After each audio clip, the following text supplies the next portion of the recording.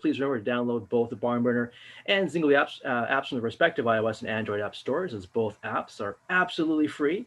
And while you download, please make sure to rate and leave a comment, as we want to hear from you people. So please let us know your feedback. We want to hear from you, really, sincerely. We really, really do. Anyway, moving on. Zingo TV is also available on Google Chromecast, Amazon Fire TV sticks, and Roku sticks. Also available on all smart TVs from 2016 forward. So welcome to the show, folks. Welcome to Club Tracks here on this December 6th. And hopefully it's nice over in your part of the world. Here it's pretty cold and chilly. I don't know how it is in New York. How's New York, by the way, sir? It's wet. Yeah. But not so cold. So I'll take it. That's not bad. Yeah, I can handle that part. Here it's just cold. But I'm a bit of a wuss comes the winter, so. I'm not a big fan either. And once the snow falls over here, it just kind of turns black and sits there until the spring. So that hasn't happened yet. So we haven't reached that point just yet, but it's not too far off. There you go. Well, hey, let's introduce now our cool co-host of the show. And of course, he is a lead singer and guitarist of a very cool rock band out of New York City. Please welcome, of course, he's from the band The Handful. I got to add that in there as well.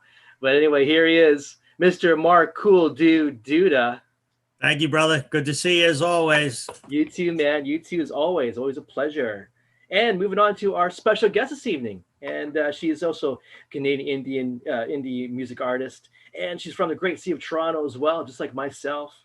She's just released her forthcoming EP, which is called Disappointment Girl, which I don't know why. It's actually a pretty good record, pretty good tracks on that record. Thank you. But I'm disappointing about that. Yeah, exactly. But we will dig a little further into this new record of her, or actually EP, I should say, rather than record, EP of hers tonight on the show. So please welcome the one, the only, Lynn Gray. Welcome. Thank you. Hi. Hello, how you doing? I'm good. How about yourself? Not too bad. Good. Glad to hear it. So fellow Torontonian, eh? Very good. Yeah. Fellow chilly human. So you born and raised in Toronto, or are you from elsewhere? What's your story there? Yeah. Born and raised in Toronto. My parents are kind of from all over the place. My mom was born in England and did a bunch of traveling when she was younger. And my dad is born Montrealer. And they both met in Montreal and vacated here. So to have a family. So yeah, born and raised. City of romance. Very good. Yeah. Very good. That's actually, I love Montreal. It's actually my favorite city of Canada is actually Montreal, especially going to old Montreal. It's get lost in that area. Stunning. Little taste of Europe in Canada. Truly, right? It's nice. Like over like 400 years old. It's like it's quite beautiful. It's so pristine for its age. It's kind of mind blowing. The cobblestone streets and the old. Yeah, it's gorgeous. Love it. Horse-drawn carriages. Yeah. That's all it's missing is actually that. And yeah. and you go, oh yeah, my God, I'm back in like 1700. I love it. Those cool pubs too. That makes it more special. Oh man. So what pursued you, or kind of what inspired you to get involved in music? Is there a moment for you, or is there a band, artist that kind of sparked that for you? Yeah, it was my dad actually. He's also a musician, and I grew up in a very musical household. He was always playing the guitar, playing the piano, singing. I mean, there isn't a quiet second in my house. We're all singing and doing our thing. So yeah, it was pretty much that sparked it. And when I was a kid, I didn't really think there was anything other than being a musician that was considered to be a career. I was like, oh, this is what I'm gonna do. This totally makes sense. So yeah, that's kind of where it started, and just kind of snowballed from there. Very good. And you so you're more a piano background, is that correct? Yes. Yeah, I started playing piano when I was 5, and by no means am I a good player, but I'm proficient enough to write, I guess, and play a little acoustic gig every so often. I hear that. Yeah. It's great. It gets me around. Same with guitar. Guitar is a little plunkier, if you will. So, man, I'm embarrassed that we have a guitarist on with us tonight. No, don't be. He's very cool, really. I don't taking notes in the back. I get it. Oh man. Don't worry, we'll not judge you on the show. Don't worry. I appreciate it. We're not that harsh critics, trust me. Yeah, just not. So you're signed with Biff Naked, is that correct? Yes, yes, that's correct. How'd you meet Biff Naked? To me, that's so cool. That is so cool. So how'd you meet her? Yeah, oh man, she's a legend, that one. I met her through my publicist, Eric Alper. No way. Yeah, yeah. I So love Eric. yeah, oh man, another great guy. He's also a legend in his He own is a right. legend. Yeah. Yeah, absolutely. But yeah, so they're pretty tight, and he sent me an email one day and was like, "Do you know Biff Naked?" uh No. yeah. Like, I totally do. My dad used to work on the Edge. I don't know if you listen to the Edge No radio way. I love station. The Edge. Back in the day, I Yeah. was a big fan of The Edge. Yeah, he was a Humble and Fred guy, and he knew Biff Naked right away. I was like, Dad, this is crazy. Like, Eric's asking me, I don't really know why yet, but I had this feeling in my in my heart. I was like, oh, something good's gonna happen. And I said, yeah, man, yeah, what's up? And he said, well, she'd love to meet you. So I met up with her and Peter Carroll, her manager. We went for coffee and chats, and I sent them some music, and got a call from Peter the next day, and he's like, okay, kid, you're on with us if you want to be on with us. Like, yeah, absolutely, man. So we signed a management contract last year, and have kind of been figuring things out ever since. It's been rocky, to say the least, just with, I mean, a global pandemic, as it has Yeah. been for everyone. Just the time of it all. But they're great. Biff is great. Peter's great. I'm very lucky to have them as a team. Well, I'd say so. Yeah, that's really pretty cool.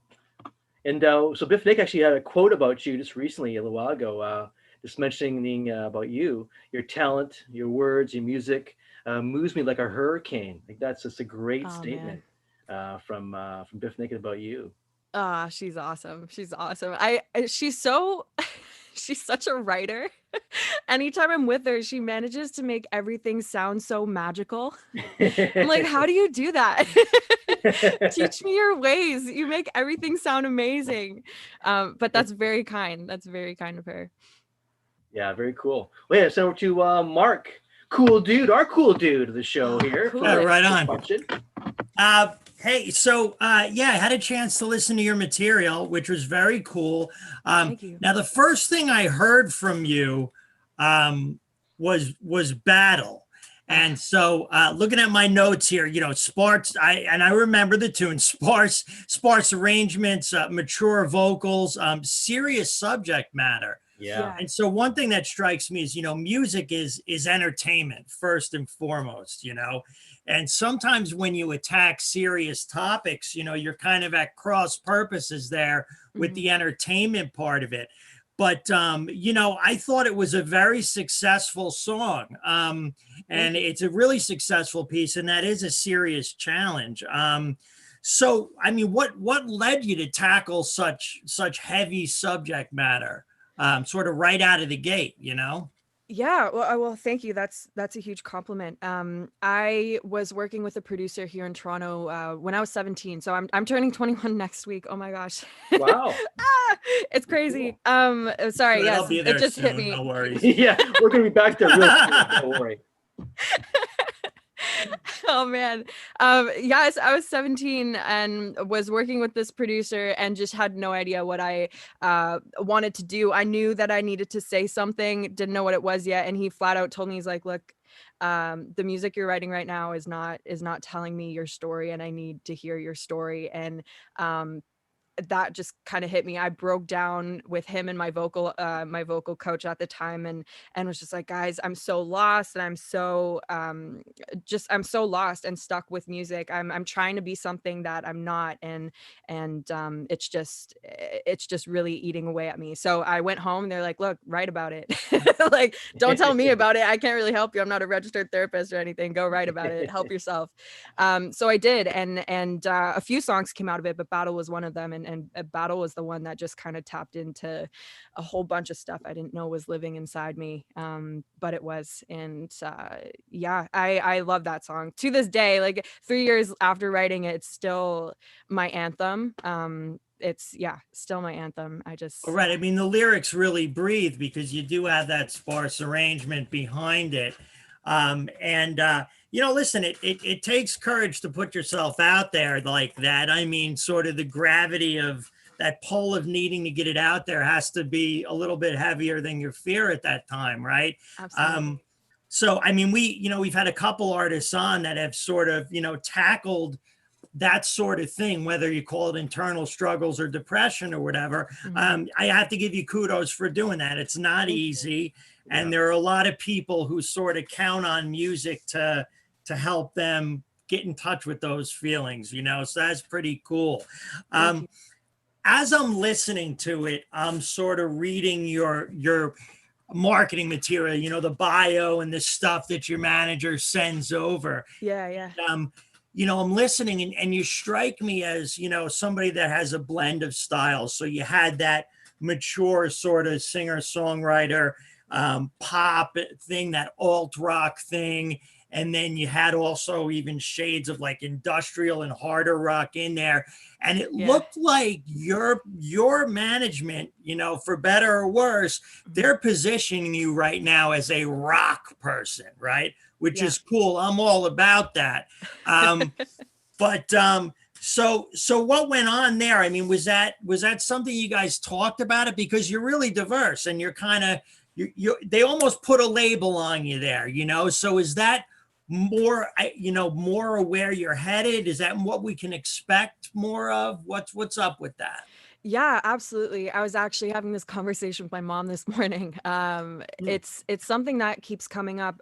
Just this whole genrefying or genreification. I don't know if it's a word, but sticking that label on it, and it's something that bothers a lot of artists. I don't it doesn't really bother me that much.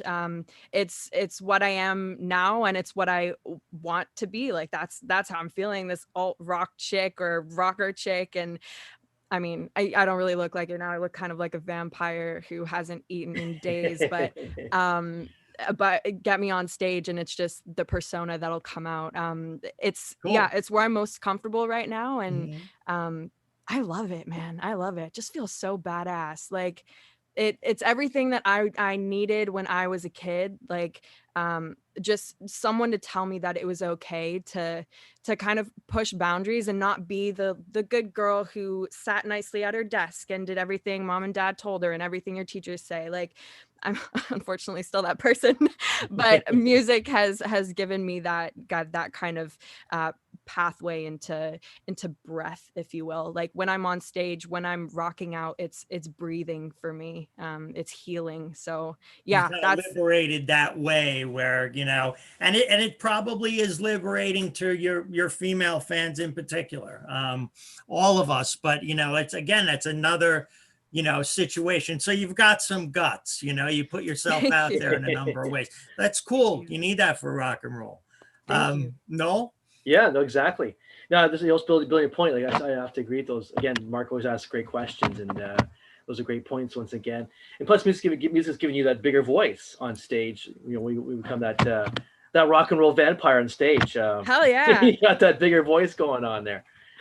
Yeah, no, so impressive. It's awesome. But 21, like that's amazing because you are like like Mark's saying, you hear your music. It's very mature. It's not you're not hearing a young person. You're hearing someone that's like an old soul. Thank you. And you're really revealing a lot about yourself, which is it's a great stuff. Actually, it's great material, and there's great storytelling behind it. But my point is, it's very mature for your age, and it's pretty amazing. Thank you. I appreciate that. Thank you. Yeah, so it's much. well done. Let me ask you too about your record title, which I was surprised by that title. That's actually, your record's very good. And so when I see the title, I was like, what? Disappointment Girl? What? Yeah. What's up with that title? Oh man. Funny story. And it's not to jab him. He's awesome. My producer who produced these tracks, Justin Abbott, great guy. But I came into the studio one day and I was like, look, Justin, I'm not feeling like anyone's getting me. Like, I just don't feel it. Typical teenage, like, no one understands me. I am who I am. Oh, God. So I came into the studio and was like, hey man, no one gets me. And I wrote this song called Disappointment Girl. And he looked at me and he's like, that's the stupidest title I've heard in my life. Like, I'm not even gonna listen to that demo because that sounds ridiculous. Like, that sounds like a waste of my time. And I was like, case in point, no one understands, man. Like, no one understands. This is exactly what you need to hear.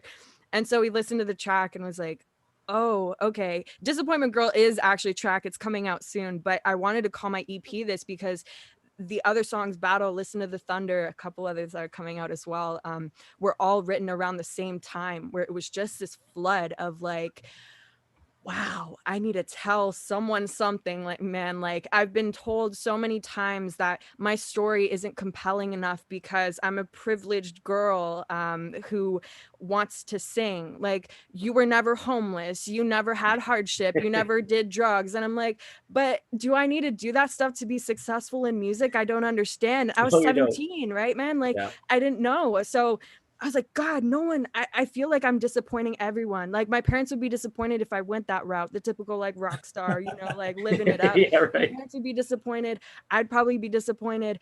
But I'm disappointing people if I don't go there because I'm not an authentic rocker if I'm not doing those things. I don't know what I It's can and can't say overrated. on Don't this. worry So Yeah, I'm it's not gonna overrated is right. Yeah. yeah, yeah, exactly. So that's where it all came, and that's what I want the world to see it as, is kind of this fu to whoever says you're not who you should be. Like, screw you, man, you're not who you should be. Like, Right on. whatever. Tell them. Right on.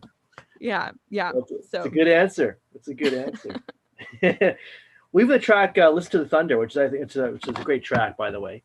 thank you. Did that song actually get written? Did you actually write that song earlier? Is that the story behind that? You written it sometime earlier, and then now it's like single. Yeah, yeah. So same thing with Battle. Listen to the Thunder. Oh man, I have another track coming out called Saying No. And I was actually in the studio. We had this little basement studio a few years back when I wrote these songs. And I was writing Saying No and I just felt so stuck. So I was like, you know what, let me go take a lunch break. Ran upstairs to the kitchen and I was like, oh my God, I need to write like a really powerful booming song. Like, I'm just not feeling what's happening down there. Something needs to come out. And I started banging around on my kitchen counter and started making some weird noises, man.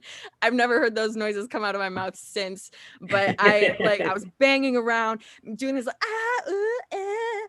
and Listen to the Thunder came out in like 20 minutes on my kitchen counter. Is that And right? Eh? yeah, Interesting. and then I went back downstairs and finished Saying No. And Saying No is this really like vibey song, really not rock by any means. It's more in the Battle vein, I guess. Like, Battle's a power ballad or whatever you want to call it, but totally not the Listen to the Thunder vibe. And I was really shocked to see what we made of it. Like, my producer and I worked on it, and it was screaming rock anthem, and we had to just let her come to life. So yeah, that's what happened. I wrote all of these songs around the same time 3 years ago. It's crazy. It feels like And it was you're yesterday. 17. You're saying, eh? Yeah, I was 17. Wow. Yeah, yeah. A lot of the best songs just kind of write themselves like that. You know, They do. I always thought of songwriting as like one of those Chinese finger traps. You know, the harder you pull it, the more stuck you get, you know, you just kind of got to walk away Totally. from it. And I think that too. Now you mentioned working with the producer on the arrangement. So for you, when you write a song, does that initial idea typically manifest itself in the vocal, on the piano, the guitar? Is there a way that you typically write? As cheesy as it sounds, the song tells me how it wants to be written. It kind of goes case by case. So Okay. I have instruments all around my house. I always have my phone around or like some kind of recording device. So just in Yep. case anything pops up. I have notebooks all over my house too. Like, every room in the house has a notebook and a pen. I call me old fashioned, but I don't like texting No, I stuff into hear my that. phone. Yeah. Yeah. Yeah. Agreed. So yeah, sometimes it starts with lyrics, sometimes it's a weird like humming with the piano. It really depends on the song. Do you have a regular group, like a regular band that you work with, or do you change musicians? You know, do you work with the same guys live that you work with in the studio? Do you bring in different people on different tracks? How's your setup like that? Yeah. So currently, I've been working with the same guys for the past few years since I was 17. Started with this stuff. They're fantastic musicians. They're just absolutely incredible. They're session guys, so I don't have like a Dull and Gray band, but they're fantastic. they're always on board to record. We've been recording all pandemic. Oh God, all pandemic. We've Yeah, been just yeah. pumping stuff out in the studio, and Good. hopefully when we get to do live stuff, they'll be the guys to do it. But yeah, they're No, I great. hear you. I've been doing the same thing. Otherwise, what are you going to do? You go crazy. At least you Yeah. feel productive that way, Totally. Very Um, true. Very true. Do you have any big plans for making a record next little while after making a CP? Yeah. Oh, yeah, man. I have like 30 songs. Oh, you. It's Right just on. bothering me so much because it took me 3 years to release my children, and I need to just get them out sooner than that because it's not doing it for me anymore, and it gives me an excuse to not be writing as consistently. If I'm always just sitting on this, I don't even know, this batch of songs. So I'm gonna be pumping them out as soon as 2021 comes around. It's gonna be full on pump Be a out busy mode. year for you. Yeah. It's been a long time coming. I'm excited about it. Oh, that's good. That's good to hear. Thank you. And I was going to ask you too. So funny, you're actually like Mark kind of touched on it a little bit earlier. Your lyrical content is very, very deep. We kind of discussed before, but previous Mark said mentioned before, but Mhm. previous artists talking about mental illness and this kind of stuff. And actually, I love people taking that challenge on because it's such a timely topic right now around the world. And there you are taking it on. So is that because that's kind of your primary lyrical content? Do you find? Do you want you explore other areas? Like I was kind of curious about that part. Yeah. That's a great question. I definitely got stuck in this woe is me space, I guess. Not even woe is me, like those feelings were valid and very real and occasionally come up every so often. But I've written songs that are a little bit more lighthearted. um God. I After have battle, I some think that are, anything kind of light after battle, eh? yeah, exactly. Battle was probably the heaviest I've written. Time I have Morrissey's made a career out of that, so don't worry. Yeah, yeah, that's true. It's true. that's right. There's something to it, that's for sure. Yeah, no, I'm trying definitely to diversify things. That being said, I'm not a writer who's gonna sit in a room with 5 other people and be like, hey guys, let's write a song about love, let's write a song about being sad, Yeah, let's yeah, do this correct. about this. Like whatever I'm feeling, whatever needs to come out. I'm a high functioning perfectionist, if you will. Like I do a lot of things all the time, so it's not just music in my life, it's a bunch, and it's very stressful, and there are a lot of feelings that I just kind of keep pent up until I can't anymore. And that's when some songs come out. So whatever those feelings are that decide to come out then are kind of what drive the content of my songs, if you will. A Yeah, lot of in the the moment. perfectionists I know are tinkerers like that too. Like you Yeah. said, like you got to get these songs out, right? Is it the kind of thing where you'll mess with it forever until you finally put it out and it's never right? You're one of those. I Yeah, am one of I know those. exactly that. And so yeah, it'll be good for you to yeah, just kind of move on from them, make yourself another big album. Yeah. And you say you're gonna make a rock record, right? Or is Oh it yeah, just man. whatever? Yeah.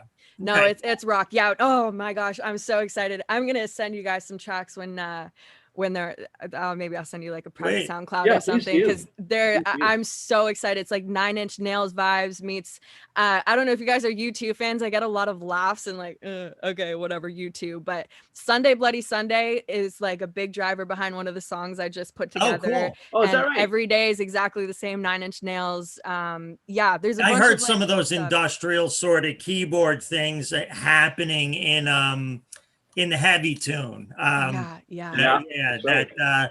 and that's cool, because it wasn't a million miles an hour. You could understand the lyrics. It still conjured industrial, but Thank you. I'm not a big fan of the that type of Yeah. vocal. Yeah, yeah, yeah. You're a Same here. singer, so it wouldn't be to your advantage to do that. You wouldn't be sharing your gifts as much. So that's Yeah. cool though. Those are interesting vibes that would come together and make it sort of wholly your own. So I'd look forward to hearing that. Thank Yeah, Definitely. me you. too. Me too.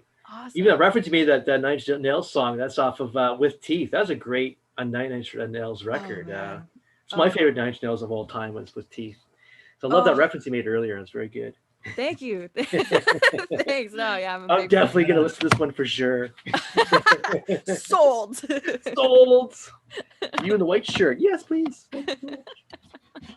So, for you being in Toronto, like, do you find Toronto, in your experience, very supportive to like being a new artist and new music? Is it supportive for you in your experience? Yeah, see the thing is I'm a hermit and I keep my networking from my work life. I work with a not-for-profit tech organization, so all of my networking energy goes into that. The Toronto music scene is incredible. I don't want to say the little that I've seen of it because I've been quite involved with a number of people. Like bands that I've met are just incredible. Even just you know, the guys who run the shows, promoters, the managers, like everyone I've come across. I've been to CMW a few times, and the people you meet there are just fantastic and super supportive. I haven't fully taken advantage of that as of yet, but slowly but surely, I'm making a few more connections with fellow musicians, and especially at this time, like it's so important for everyone to side with each other, and to be there just to support, because it's a cruddy time for all. So Yeah, I've, yeah, yeah. definitely found that Toronto's been great. Well, that's good to hear. Yeah. See Toronto support their own. That's good to Yeah. hear. Makes That's me what it's all happy to hear about, man. that. Well, over to Mark. Over to Mark for a question. So just we're not playing, but we're all going to get back to playing live, you know, let's say definitely by next summer, you know, late spring, summer. Do you have ideas about how you might like to tour to support the music? I mean, is it just going to be the Toronto scene, or do you have like festivals in mind? Do you plan on coming to the States? Is a question I got to ask. And just as a whimsical part B, who Mhm. would be some artists you'd love to tour with or play on the same bill with, where you feel like their fans should hear you? Oh man. I Loaded question. oh, so loaded. I'm gonna sound like the 5-year-old girl that I was a while ago who just music is everything. Oh God, I want to do it all, man. I love Canada. I'd love to tour Canada. I'd love to come to the States. I'd love to do Europe. I'd love to do whatever world tour I could to my capacity. I will be touring with Biff Naked, and her fans are absolutely incredible. We did a little acoustic tour together earlier this year before everything got shut down, and those people were just such beautiful humans. So I'd love to be on festivals with her again. I'd love to get touring with her because I know that her fans would, well, I hope that her fans would support it, and I know they support anything that she does. So they may in the back be like, wow, that girl sucked, man. But when Biff is like, come on, clap for her, everyone will clap. So yeah, she's great. And I guess huge person, this is a total pipe dream, but Yeah. oh man, I want to be best friends with Dave Grohl. I don't care Right what Oh, I on. anyone love Dave has to Grohl. say about anything. He is such a wonderful man and such a Fun. goof and such like an authentic human. I would love Yeah. to just sit down with him. If he, yeah, nah, I'd just love to sit down with him. If I could go on tour with him, if I could play a show, that would be incredible. Yeah. Um, but he just seems like a cool guy. Emily Haynes would be really cool Right to on. tour with. Oh man, I'm trying to think of I'm I'm not super into anyone like quote unquote young at the moment, like up and coming. I'm not really in like in the know, if you will. My Spotify is pretty limited to like classic rock, and I don't know. I don't really keep up. I should, but yeah, I'd love to tour with those guys. Greta Van Fleet is cool. Hmm. I don't know. I yeah. A cool band out of New York right now that's got like a this kind of like David Bowie vibe, but like, you know, a Spiders kind of vibe. They're called the Lemon Twigs. I've been listening to them lately. Figure I'll Oh, just pass it along. Oh my God. Yeah. Okay. Sorry. I just said I like writing No, things you down, dig and I'm them going to too, put it you in my know? phone right away. yeah. Lemon twigs. Yeah. Check them Oh, out. damn. They're brothers, and then like, you know, the rest of the band. Oh, But cool. yeah, you know, it's one of those things where I think like, you know, if I were listening to you on Spotify, one of the cool things about these electronic services is that they have these algorithms that anticipate what else somebody might like that listen to you, right? Mhm. I know Noel usually asks this, so I might be stealing his question. Oh, go for it. Go for it. How do you feel about those types of services, the way you're represented, Spotify, iTunes, because that's what's really shrinking the world right now, Yeah, absolutely. It's interesting. I just did a couple presentations for my tech job, and all we're talking about is algorithms and kids needing to be like part of the conversation, understanding what's going behind them. And these platforms scare me to death, man. Like it is crazy out there. We have no control over anything anymore. We really don't. And they're great platforms for letting anyone and everyone do their thing, but I think so much gets lost on them, and we just get like trapped in this I don't even know, we're all pigeonholed into, you like this genre, okay, you will only listen to these people for the rest of your life. And like, what if I want to listen to jazz? What if I want to listen to blues? Like, I'd love to have a little bit more diversity. I mean, machines are always going to be running, like the corporate machine is always going to be running everything. But I don't know, man. I think when live music comes back, it'll be cooler to get a little bit more diversity in, by accident. It's by good osmosis. for exposure, but none of us are getting paid on any of those digital platforms.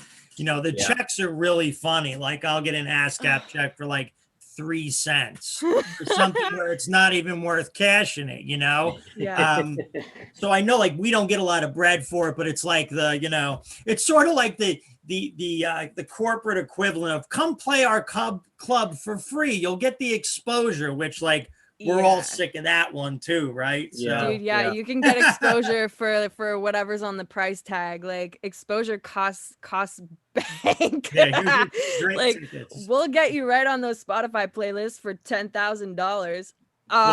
What?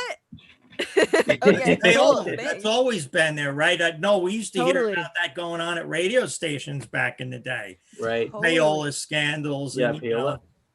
How'd you get your songs played? Well, an envelope full of something, Yeah.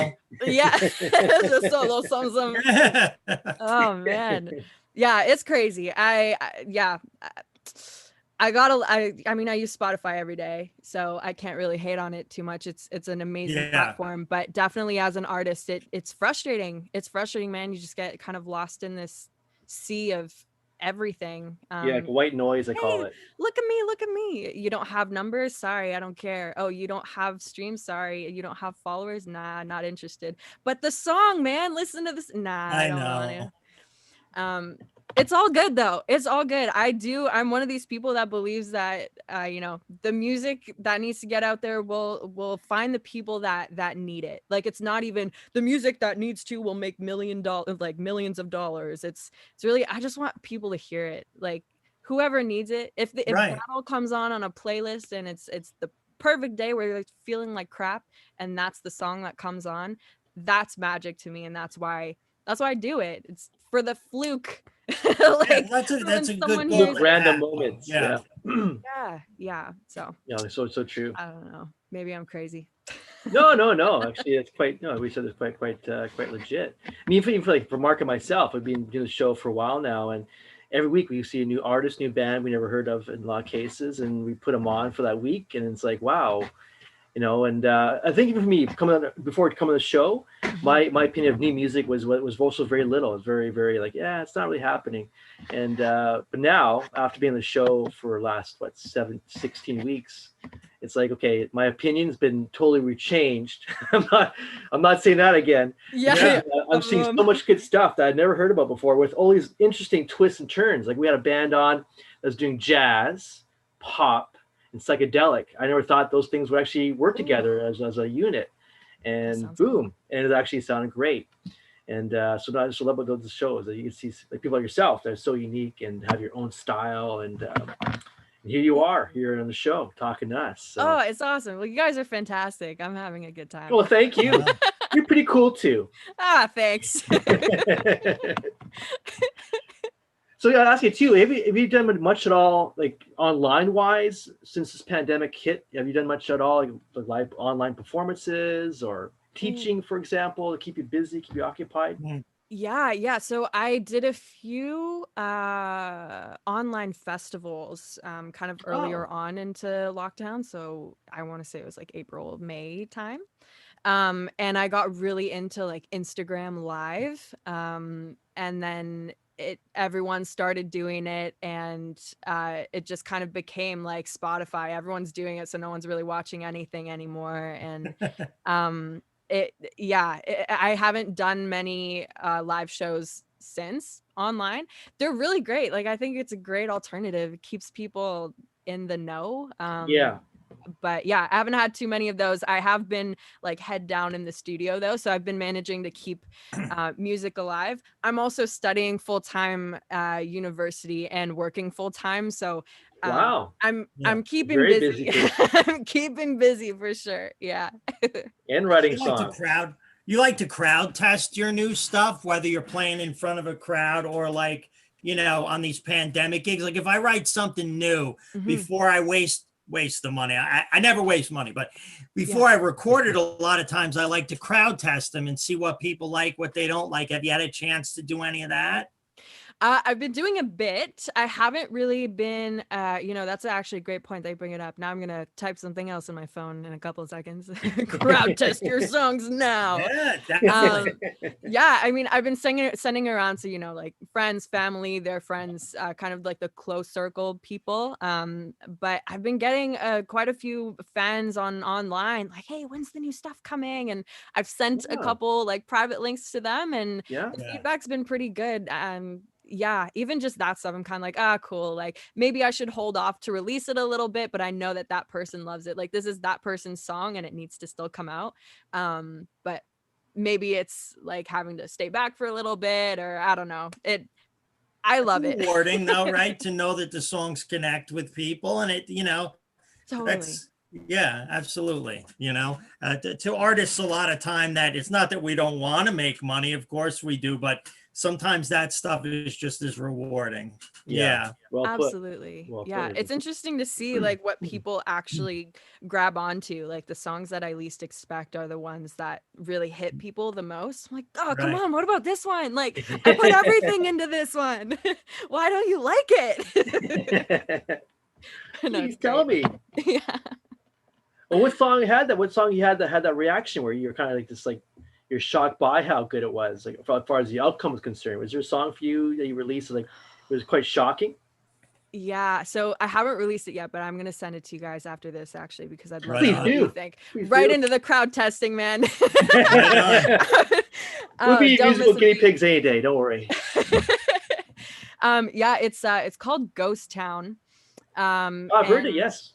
oh, you have? Okay, yeah. Well, there's a Mm. studio version that we did. I have an acoustic version up on Spotify right now, but the studio version it just took it to a whole other place. With a And band behind you rather than just you and your instrument. yeah, yeah. Instead of me and the Okay. piano, it's full band, Moog, bass, incredible guitars. My guitarist is fantastic. I call him mine, but he's his own person. So the guitarist, Chris McFarlane.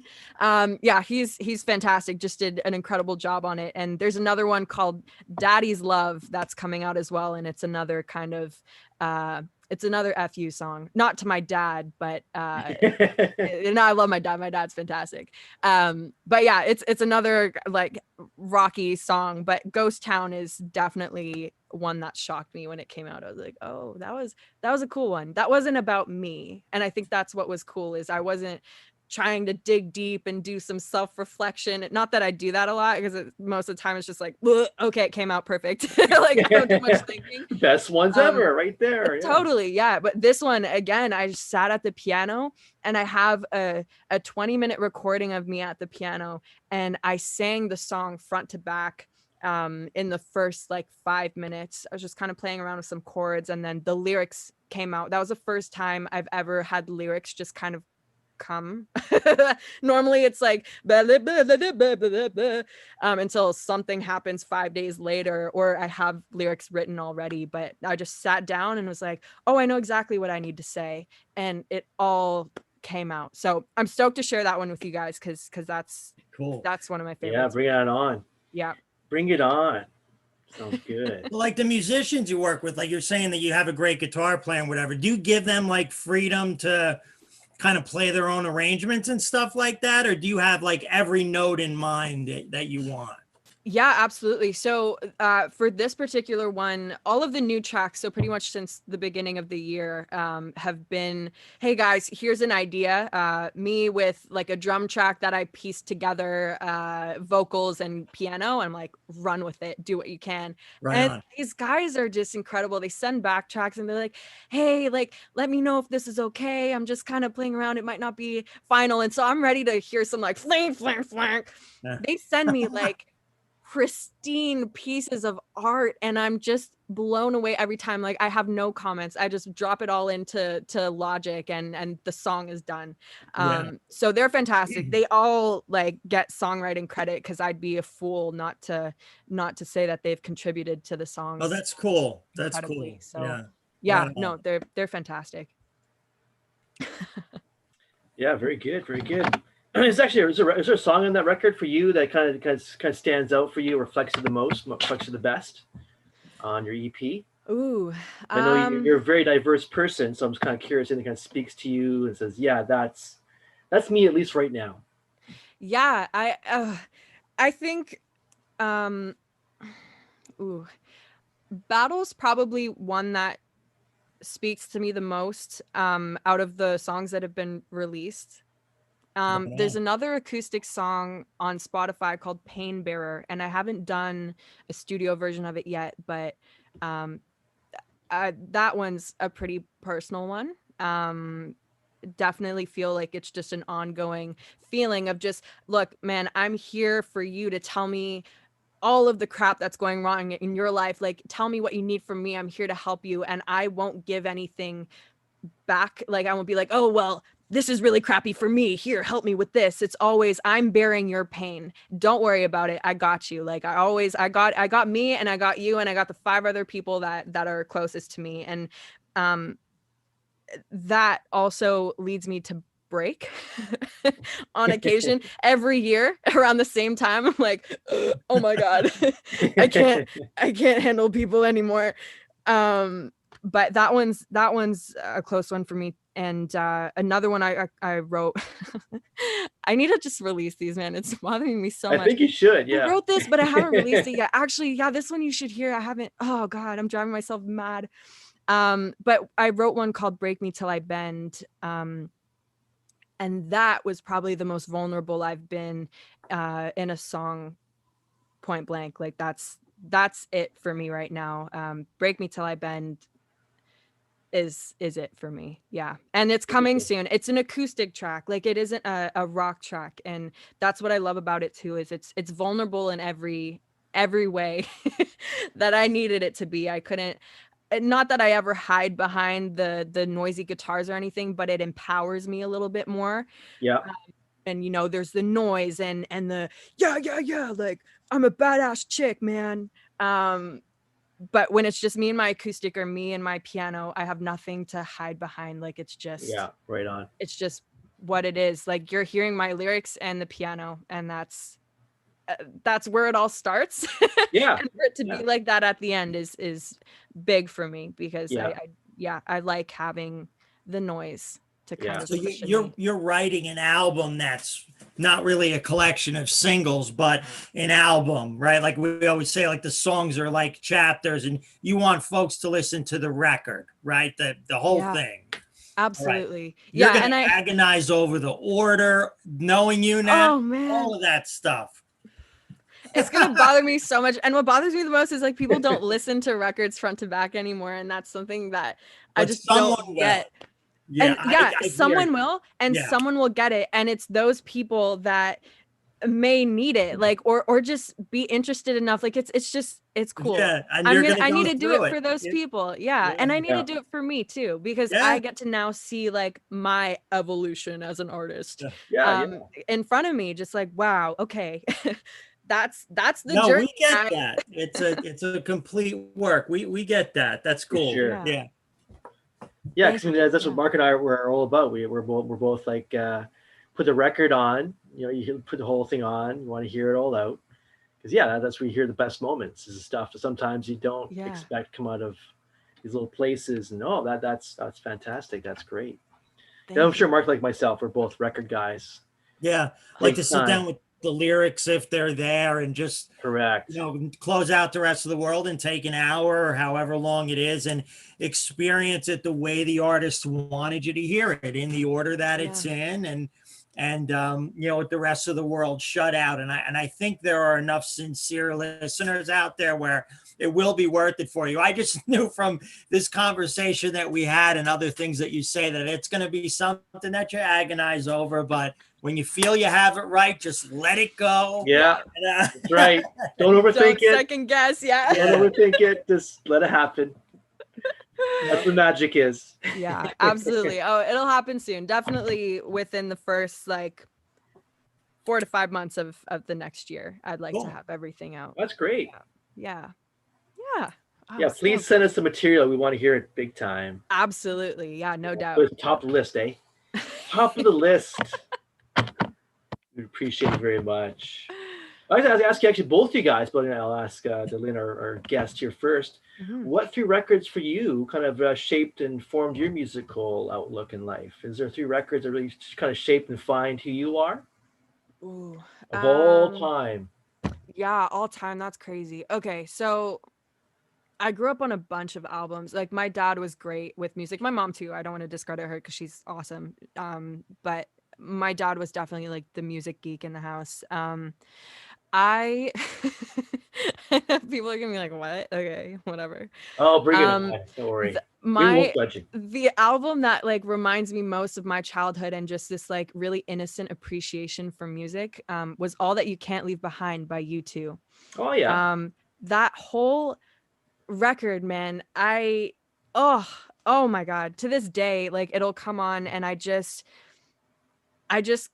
sit and I can't do anything. Like I have to just let myself sit, like you were saying, just hear it how the artist wanted you to hear it, but I actually don't have the choice. Like it just brings me back to my childhood. It's a beautiful moment.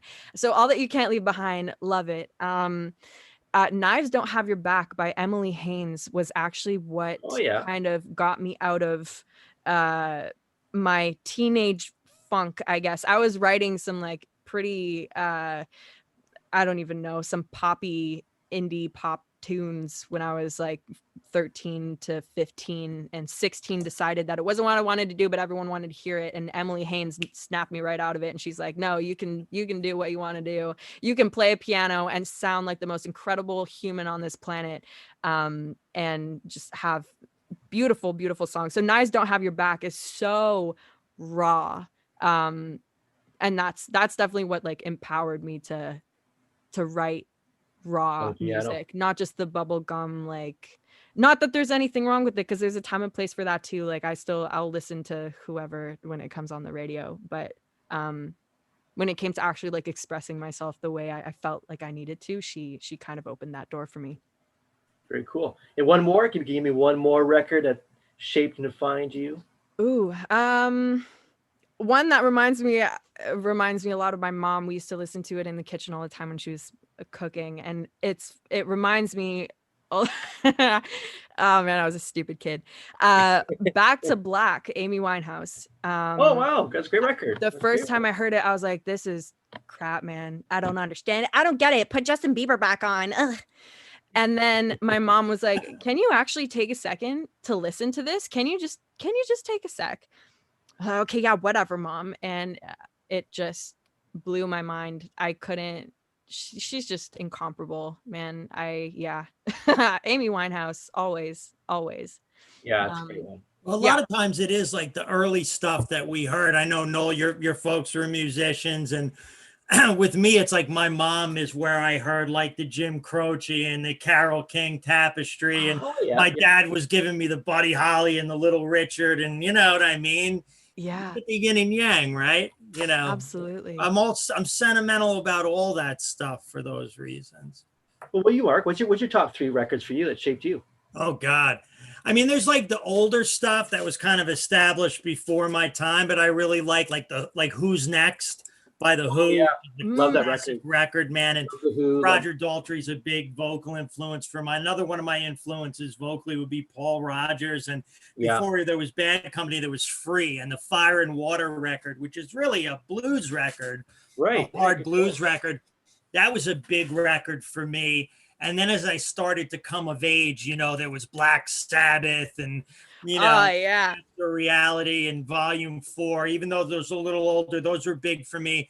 And then the Cult, you know, the Cult Electric, you know, Sonic Temple, Yeah, those are great those records. guys. I like a lot of the Rick Rubin produced stuff, even, you know, the Slayer and the Danzig and a lot, you know, I started to follow him as a producer a little bit and I appreciated what he did. So, yeah, you know, I mean, my taste is diverse too, and I mean, it definitely helps when you're a songwriter, right? Because you never know where. A couple of weeks ago, we are sitting here talking with Andrew about Kool and the Gang, which is great, you know. That's right. Yeah, that's And right. now we're talking about Amy Winehouse and Damn. Free and Black Sabbath, but I mean, Oh, the conversations like that make perfect sense to people that grew up as fans or as songwriters, right? I mean, mhm. this conversation isn't weird to any of us, No, right? no. Yeah. Yeah, 'cause we can all jump. Like you're right. You're going just jumping from R&B to rock and metal and folk. All Yeah. the Yeah, conversation, all within it. Really, a couple sentences is not weird to any of us here. Because yeah, I we yeah, are love like it. that. We are just very diverse, musically speaking. Oh, for I sure. love it. I love it. I get too many people that like scrunch their noses up if I mention like Nirvana or like I don't even know Stone Temple Pilots, Yeah, Again, I Audience, love those like bands too. and friggin' me like too. It's Janis hard to imagine Joplin. it's 30 years ago, you Isn't it hard know? to believe? It's so true, right? It's like 30 years ago now. And because rock and roll was, you know, established in the 50s, it's like you hear something 30 years old and people think it's old, but Nirvana's, you know, if they came out now, I'd say they're certainly a lot fresher sounding than, you know, Stone Sour or Yeah. Linkin Park or a lot of this sort of hot topic mall rock and roll. You know what I Yeah. mean? Yeah. Yeah. Real. Those dudes live that stuff, you know? So, yeah, you know, it's rock and roll is a new genre, right? For all Mhm. intents and purposes, it's been around for, you know, 50, 60 years, maybe. And, Exactly. you know, Really, if you like look at like 70 years, you go back to the Comets, right? Going back to the yeah, early. absolutely. And Jerry Lee Lewis, and you're Mm. right. You're right. But still so young as a genre, you know. It's nothing unusual to see guys in their 80s playing blues and jazz and everything else, but like people freak Yeah. out that it's like Paul McCartney's 76 or Yeah. whatever and putting out a Yeah, record, yeah, but it's yeah. freaking Paul McCartney. Like the you know Oh, the earliest rockers are just getting old now, you know. Yeah, yeah. It's a trip, you know, It oh. is. and It it's is. still evolving. I mean, it's a young genre, so it's Mhm. exciting to, you know, to be a part of it, you know. It is. It is. Absolutely. And you guys are Absolutely. great conversationalists as well, so it makes it for a better episode. This That was a fun hang for again, sure. I love it. it's another fun hang. Yeah, this is like first for Mark and I, it's like this every week. So Yeah. Oh man, I'm jealous. I'm jealous. Are you looking for a third co-host? yes, we can bring you on. Yes, yes, more the merrier. More the merrier. Okay, guys, Oh we're out of man. time, but it was a wonderful time with you guys. It's always great with Mark, and it's great to have you on here as well, Dylan. You're fantastic to speak with and talk to.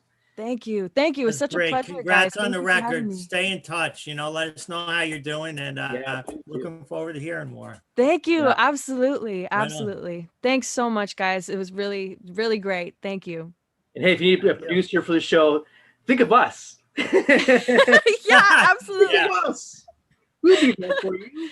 Who do you want to tour with, guys? You remember those two guys? Them. Let's bring them Remember on Bob tour. and Doug McKenzie, right? Guys, yeah. Love That's it. us. Yeah, right on, right on. Sponsored Well, by thanks Elsinore again, Beer thanks, and Lingray, Logan McQuaid. and thank to cool dude, Mr. Mark Duda, as always. Woo. So we plan on having this little heads up, folks. We plan on having Kim Mitchell back on the show in the next 2 weeks or so before Christmas. And maybe we got bring Dylan in for the show too. Why not? Do you want to come on the show and Love it. Oh my gosh, Kim Mitchell with us, absolutely. or Nice. fill me up, Anytime you'll Rob? have me back. Yes. You're more than welcome to come back on. Oh, thank you. I'd I'm love serious. to. I'm serious.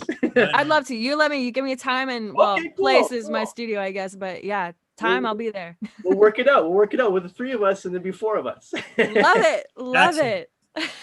Right on. I love it. I love it. All right, so, folks. So thank you for watching the show. This show can also be heard on the Barnburner Radio Network on almost 122 platforms. Please check out barnburner.ca for all the news. Barnburner, watch it, hear it, read it, download it, live it, man. Thanks, guys. We'll see you soon.